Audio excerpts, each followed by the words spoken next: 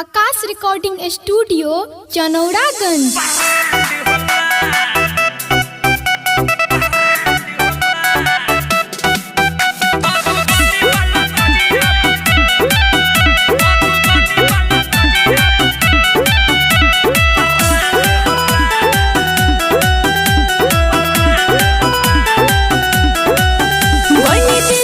हरियाणा झारखंड में तजिया पोरला पसंद मोहबंड में ए बाबा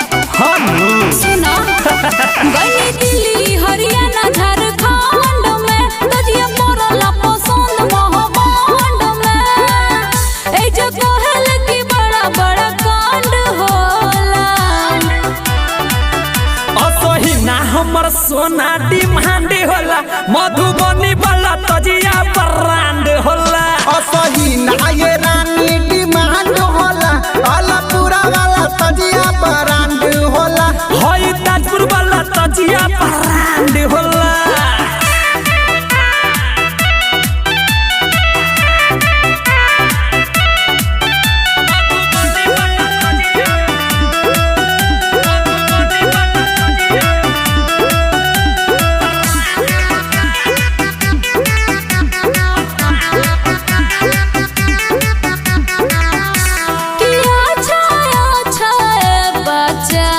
देखल है बानी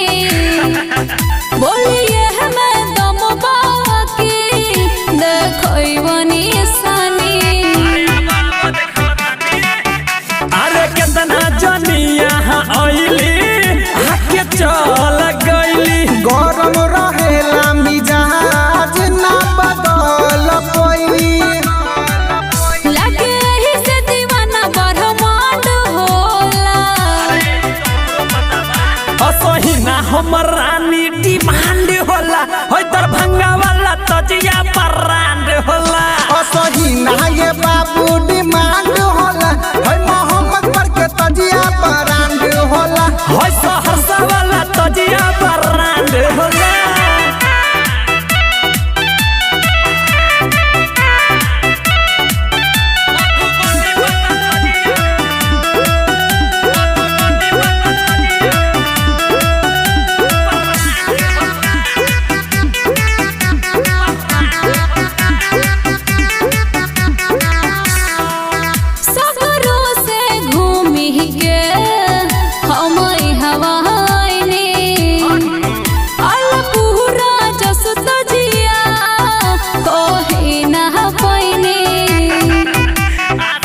अरे राजा अफरोज राइटर सफरोजा से मिल के जाइबू संजीत लाल यादव के संगे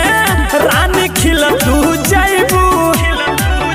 ऐसन बात बजवानी न कमांड होला